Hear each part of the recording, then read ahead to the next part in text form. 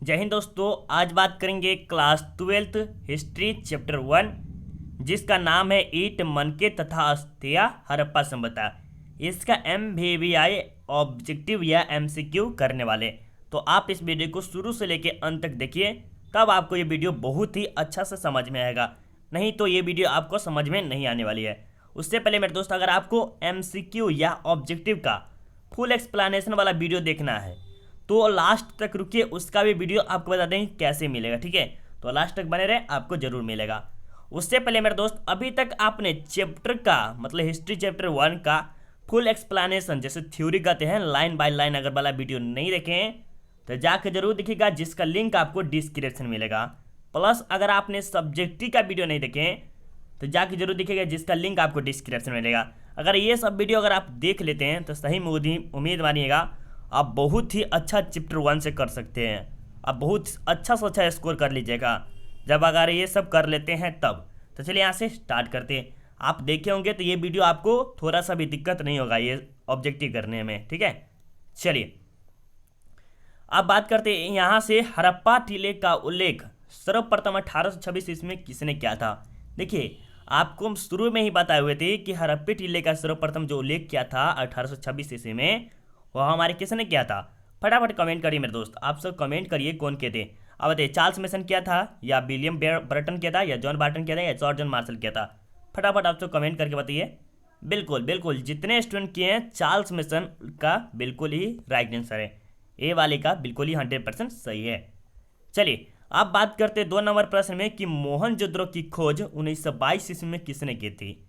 मोहनजोदड़ो खोज की जो की गई थी वो हमारे राखल दास बनर्जी ने किए थे। किसने किए थे? राखल दास बनर्जी ने। कब किए थे? 1922 में। ऑब्जेक्टिव में बहुत बार पूछा गया है कि मोहनजोदड़ो की खोज कब की गई थी, तो 1922 ईस्वी में। किसने की थी? तो राखल दास बनर्जी ने। किस नदी के किनारे? तो ये भी याद रख लीजिए, सिंध नदी के किनारे। किस नदी? सिंध नदी के किनारे। चलिए वहीं पर बात करिए, दयाराम साहनी जो है 1921 में किए थे। कब? 1921 में। किसका? हड़प्पा किए थे, जो कि 1921 में किए थे रावी नदी किनारे। कहाँ किए थे? रावी नदी किनारे। याद रखिएगा, तब आपको बहुत ही अच्छा नंबर मिलेगा। ठीक है, चलिए अब बात करते हैं 3 नंबर प्रश्न का कि सिंधु घाटी सभ्यता में हल का प्रमाण मिला है। देखिए, आपको लास्ट में जितना सही होगा, जैसे 30 में जैसे मान लीजिए पूरा क्वेश्चन जो आपको है 25 क्वेश्चन है और 25 में आप कितना सही कर पाते, जैसे 20 कोई सही कर पाएगा, कोई 25 से 25 सही कर पाएगा। और 25 से 25 कौन सही कर सकता है मालूम है आपको? जो स्टूडेंट फुल एक्सप्लेनेशन वाला वीडियो देखा होगा प्लस सब्जेक्टिव का वीडियो देखा होगा, उसका मतलब उम्मीद पूरा है कि 25 में 5 कर ही के आएगा। ठीक है, जिसका लिंक आपको डिस्क्रिप्शन में बार बार हम क्यों बता रहे हैं, क्योंकि आप देखिएगा जाके, तब आपको बहुत ही अच्छा नंबर आने वाला है। नहीं देखिएगा तो अच्छा नंबर नहीं आएगा। ठीक है, इसलिए कह रहे हैं। चलिए अब बात करते 3 नंबर में कि सिंधु घाटी सभ्यता में हल का प्रमाण कहाँ से मिला। ये जो सिंधु घाटी 4 सभ्यता थी, आप थोड़ा सा बात समझ लीजिए और अच्छा रहेगा। ये जो सिंधु घाटी सभ्यता है, पूरे विश्व में 4 सभ्यता थी, जिसमें से एक सिंधु घाटी सभ्यता थी जो कि सबसे प्राचीन सभ्यता थी। और वहाँ पर क्या मिला है? हल का प्रमाण मिला था, जो कि कहाँ से मिला है? कालीबंगा से मिला है। डी वाले का बिल्कुल ही 100% सही है।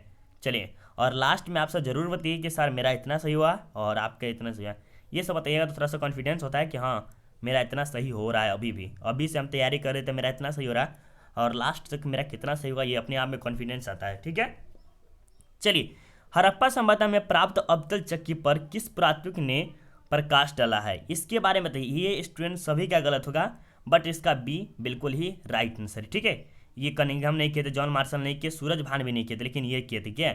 और जेंस्टन मैके ने किया था। ठीक है, चलिए अब बात करते हैं 5 नंबर प्रश्न में कि सिंधु घाटी के निवासियों को किस धातु का ज्ञान नहीं था। आपको हम पहले बताए हुए थे कि उसे चांदी का ज्ञान था, सोना का भी ज्ञान था, तांबा का भी ज्ञान था, लेकिन क्या था? लोहा का ज्ञान नहीं था। बिल्कुल, जितने स्टूडेंट डी लगाए हैं उन सबका बिल्कुल ही 100% सही है। अब चलिए आगे चलते हैं 6 नंबर प्रश्न में कि मोहनजोदड़ो किस भाषा का शब्द है। मोहनजोदड़ो जो है वह हमारे सिंध भाषा का अर्थ है, जिसका ए बिल्कुल ही राइट आंसर। और सिंध नदी के किनारे ही इसका खोज भी किया गया था। ठीक है, कब? तो 1922 में। मोहनजोदड़ो की खोज कब की थी? फटाफट आप कमेंट करिए। मोहनजोदड़ो की खोज कब की गई थी मेरे दोस्त? फटाफट कमेंट करके आप सब बताइए। चलिए बहुत अच्छा, सभी के सभी स्टूडेंट 1922 में बता रहे हैं, बहुत अच्छा। चलिए आगे चलते हैं। अब यहाँ पर आ गया कालीबंगा स्थित है। ये जो कालीबंगा है वह कहाँ पर स्थित है? छोटा छोटा ही प्रश्न पूछा जाता है, लेकिन कोई कोई स्टूडेंट नहीं दे पाता। हिस्ट्री इतना इजी रहता है, आप फाइनल एग्जाम तक पहुँचेगा तब तक हिस्ट्री बहुत ईजी हो जाएगा, ठीक है। तो बताइए फटाफट कमेंट करिए क्या होगा हमारा राइट आंसर। चलिए 7 नंबर का आप सब कमेंट करेंगे कि क्या राइट आंसर होगा। चलिए बिल्कुल मेरे दोस्त, जितने भी स्टूडेंट राजस्थान लगाए उन सबका बिल्कुल ही राइट आंसर है। चलिए अब बात करते हैं यहाँ पर 8 नंबर प्रश्न में कि राय बहादुर दयाराम साहनी ने कहाँ उत्खनन करवाया था। तो कब कराया था से पहले समझिए, 1921 ईस्वी में। कहाँ? रावी नदी के किनारे। कौन चीज़ का? तो हड़प्पा करवाया था, ठीक है। याद रखिएगा मेरे दोस्त, दयाराम साहनी जो है वह 1921 ईस्वी में रावी नदी के किनारे हड़प्पा का उत्खनन करवाया था। याद रखिए। चलिए बहुत अच्छा। अब चलिए 9 नंबर प्रश्न में देखिए, निम्नलिखित हिंदू देवताओं में से कौन सिंधु सभ्यता का प्रमुख देवता था। कहा जा रहा है कि ये जो है सिंधु सभ्यता का सबसे प्रमुख, जैसे सबसे प्रिय होता है, वह कौन सा देवता था। देखिए उस समय वरुण, गणेश, विष्णु नहीं था, लेकिन शिव जो था वह था। क्या था? शिव, ठीक है। ए वाले का बिल्कुल ही राइट आंसर है। चलिएगा मेरे दोस्त, आपके सामने 10 नंबर प्रश्न है और 10 नंबर कह रहा है कि सिंधु घाटी सभ्यता किसके समकालीन नहीं मानी जाती है। ऐसा कौन सा देश है जिसके समकालीन नहीं मानी जाती है। तो ये जो हम आपको बताए मिस्र की सभ्यता और मेसोपोटामिया की सभ्यता बताए हुए थे कि 4 सभ्यता था, ठीक है। एक मिस्र की सभ्यता, मेसोपोटामिया, लेकिन ये भी सभ्यता थी, लेकिन चीन की सभ्यता के साथ उसका कोई भी नहीं मानी जाती, समकालीन नहीं माना जाता था। तो इसका बिल्कुल ही राइट आंसर ये होगा, ठीक है। इसमें गलत मत कीजिएगा, यहाँ पर नहीं कहा जा रहा है। क्या कह रहा है? सिंधु घाटी सभ्यता किसके समकालीन नहीं मानी जाती, मतलब कि नहीं है। तो ये जो हमारे है चीन के समकालीन नहीं माने जाते। तो बिल्कुल ए वाले का बिल्कुल ही राइट आंसर है। चलिए अब आगे चलते हैं 11 नंबर प्रश्न में कि हड़प्पा सभ्यता किस युग की सभ्यता है। ये जो हड़प्पा सभ्यता है वह हमारे किस युग की सभ्यता है मेरे दोस्त, फटाफट कमेंट करिए। बिल्कुल जितने भी स्टूडेंट किए हैं कांस्य युग, उसका बिल्कुल ही राइट आंसर है। चलिए कांस्य युग वाले का बिल्कुल ही 100% सही है, बहुत अच्छा। डी जोरदार आप सब कमेंट आ रहा है। चलिए 12 नंबर प्रश्न में कि हड़प्पा सभ्यता का सबसे बड़ा नगर कौन सा था। हड़प्पा सभ्यता का सबसे बड़ा जो नगर था वह हमारे मोहनजोदड़ो था, जो कि ए इसका बिल्कुल ही राइट आंसर है। चलिए आप चलते हैं पुरातत्व के अंतर्गत निम्न में से कौन एक नहीं है। चलिए फटाफट कमेंट करिए, पुरातत्व के अंतर्गत निम्न में से कौन एक नहीं है। सिक्के या ये या पता ही, फटाफट कमेंट करिए। बिल्कुल जितने भी स्टूडेंट ए लगाए उन सबका बहुत अच्छा है। देखिए यहाँ पर जो अ देख रहे हैं, ब देख रहे हैं, द देख रहे हैं, स देख रहे हैं, ये कारण क्यों है, ऐसा चेंज क्यों हुआ है मालूम है? इसमें बहुत ही टाइम ले रहा था। हम सोचे कि ए बी सी ऐसे समझ जाता है स्टूडेंट कि ए इसे कहते हैं और बी इसे कहते हैं और सी इसे कहते हैं और डी, ऐसा तो समझ जाता है बहुत स्टूडेंट। तो हम इसीलिए सोचे कि नहीं इतना टाइम क्यों वेस्ट करें, उसे फटाफट बना देते हैं, ठीक है। चलिए कलकत्ता में एशियाटिक सोसाइटी की स्थापना किसने कहते थे। ये जो हमारे कहते हैं विलियम जोन्स ने कहते, किसने? William Jones. डी वाले का बिल्कुल ही राइट आंसर है। क्या है? राइट है। चलिए बहुत अच्छे मेरे दोस्त। अब चलते 15 नंबर में कि हड़प्पा सभ्यता का प्रशासन था। ये जो हड़प्पा सभ्यता का था वह कैसा प्रशासन था, इसका फटाफट कमेंट करिए। आप सब कमेंट बहुत कम करते, ठीक है। आप सब कमेंट कीजिए धराधर कि हड़प्पा सभ्यता का प्रशासन था तो किस प्रकार का था। नगर पालिका जैसा था। कैसा था? नगर पालिका। सी वाले का बिल्कुल ही राइट आंसर है। दोस्तों अगर आपके भाई बहन कोई भी है जो 10th क्लास में, उसे ज़रूर सूचित किया जाए RDX सेल्फ स्टडी के बारे में, ठीक है। अगर आपको भी चाहिए अगर PDF तो इस नंबर पे एक बार कॉल कीजिए, आपको PDF जरूर मिलेगा, ठीक है। चलिए आप चलते हैं 16 नंबर प्रश्न में कि पहली बार हड़प्पे को किस वर्ष उत्खनन किया गया। मतलब कहा रहा है कि पहली बार हड़प्पा सभ्यता को कब उत्खनन किया गया था। तो 1921 में हड़प्पा सभ्यता किया गया था। किसने किया था? तो दयाराम साहनी। किसी, देखिए इसका एक ट्रिक लगा सकते हैं। एक दया नाम का आदमी था जो कि किसी भी जमीन को क्या करता था, हड़प लेता था। तो हड़प से क्या होता है? हड़प्पा। क्या होता है? हड़प से हड़प्पा। कौन करता था? दया भी नहीं करता था। तो दयाराम लिख लीजिए। क्या नाम रखिए? दया नाम का एक आदमी था जो कि किसी के भी जमीन को हड़प लेता था। दयाराम साहनी, जो ये कब किया था? तो 1921 में हड़प लिया एक आदमी का जमीन। याद हो गया? बहुत अच्छा। ये ट्रिक कैसा था ये बताइएगा मेरे दोस्त, अच्छा था कि नहीं अच्छा था। ऐसा ट्रिक अगर आपको चाहिए तो आप हमें कमेंट करिए, तो हम पक्का लाएंगे, कोशिश करेंगे, ठीक है। और अभी तक वीडियो को लाइक नहीं किए तो एक बार लाइक करके हमें मोटिवेशन जरूर दीजिए, ताकि हम आपको लिए इसी प्रकार का वीडियो लाते रहें। ऐसा नहीं कि हम फोटो खींचते हैं और आपको ला देते हैं, नहीं। ये PDF बनाने में कम से कम 3 घंटा से प्लस ऊपर लगता है, कभी कभी 2 घंटा लग जाता है। ठीक है, तो उम्मीद है आप सब हमें सपोर्ट जरूर कीजिएगा। चलिए, सिंधु सभ्यता में गोदीबारा का प्रमाण कहाँ से मिला? सिंधु सभ्यता में गोदीबारा का जो प्रमाण मिला है, ये प्रश्न पूछा भी गया है बहुत बार। तो बिल्कुल मेरे दोस्त जितने भी स्टूडेंट डी लगाए हैं लोथल, उन सबका बहुत ही अच्छा है। ठीक है, चलिए अब आगे चलते हैं। सिंधु सभ्यता में नृत्य करती हुई लड़की की मूर्ति कहाँ से मिली है? नृत्य करती हुई लड़की की मूर्ति हम आपको बोले हुए थे, वह कहाँ से मिलती है मेरे दोस्त? आप सब फटाफट कमेंट करिए। नर्तकी की मूर्ति नहीं सुने हैं? नर्तकी की मूर्ति जो कि मोहनजोदड़ो से बोले हुए थे कि नृत्य करती हुई मूर्ति मिले, तो ये कहाँ से मिले?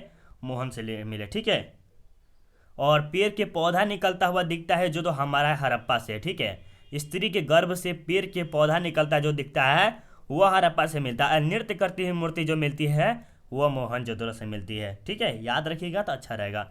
चलिए, मोहनजोदड़ो किस नदी के किनारे स्थित है? मोहनजोदड़ो जो है वह हमारे सिंधु नदी के किनारे है, जो कि डी इसका बिल्कुल राइट आंसर। जब हम सिंध बोल रहे थे, लेकिन कोई दिक्कत नहीं, सिंध या सिंधु एक ही बात है, याद रखिएगा, थोड़ा सा अच्छा रहेगा। हम थोड़ा सा शॉर्टकट बता दिए, इससे ये होगा आपको याद भी रहेगा। जैसे मोहनजोदड़ो का उत्खनन दयाराम साहनी तो नहीं किया था, कौन किया था? राखलदास बनर्जी ने किया था। कब किया था? तो 1922 कहाँ? सिंधु नदी के किनारे। ठीक है, चलिए अब 20 नंबर प्रश्न में कि हड़प्पा सभ्यता भारत के किस भाग में विकसित हुई थी? भारत के किस भाग में विकसित हुई थी? मतलब कि जो हड़प्पा सभ्यता है वो भारत के किस भाग में है, बताइएगा। 20 नंबर प्रश्न का आप सब फटाफट कमेंट करिए कि कहाँ पर हुआ था। तो ये जो हमारे हैं पूर्वोत्तर में हुआ था, या मध्य भारत में हुआ था, या दक्षिण या पश्चिमोत्तर में हुआ था, इसके बारे में बताइए। बिल्कुल जितने भी स्टूडेंट हम लगा ही दिए टिक, तो क्या करें? सी वाले का बिल्कुल ही राइट आंसर है। चलिए, लोथल किस नदी के किनारे स्थित है? लोथल जो हमारे है भोगवा नदी के किनारे है। सी वाले का बिल्कुल ही राइट आंसर। इसके जो उत्खनन हुआ था 1954 में हुआ था, और किसने किया था? रंगनाथ राव। याद रखिएगा मेरे दोस्त, लोथल का उत्खनन किस नदी किनारे? तो भोगवा नदी किनारे।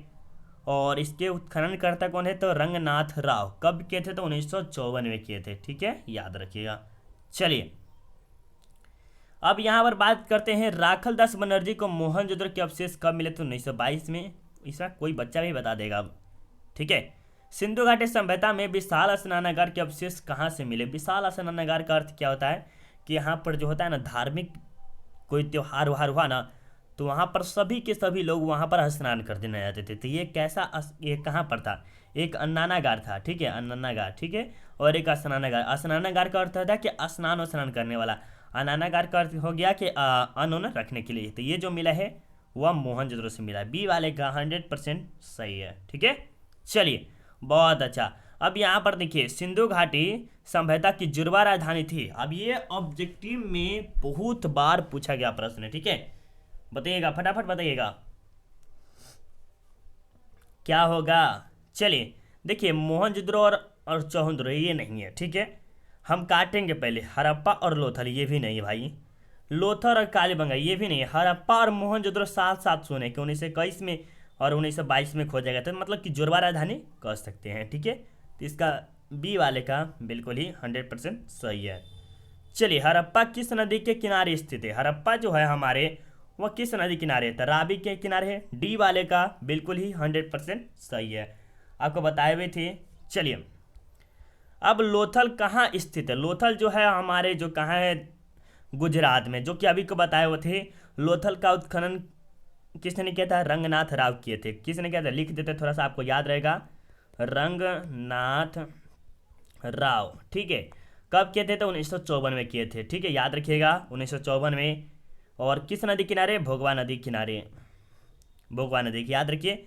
और कहाँ है? तो गुजरात में है। और वहीं पूछा जाता है कालीबंगा कहाँ है? तो राजस्थान में। कालीबंगा कहाँ है? तो राजस्थान में। और लोथल कहाँ है? तो गुजरात में। ठीक है, चलिए, हड़प्पा का उत्खनन किया था, तो ये तो आपको बच्चा भी बता देगा, दयाराम साहनी। बहुत अच्छे, जितने भी स्टूडेंट सी लगाए उनसे का बिल्कुल ही 100% सही है। अब बताइए, देखिए आप सबका जो कलर चेंज कर करके ला रहे हैं, अच्छा लग रहा है कि नहीं? देखिए, इतना सपोर्ट कीजिए कि आपके लिए हम फ्री से फ्री कुछ कर सकें।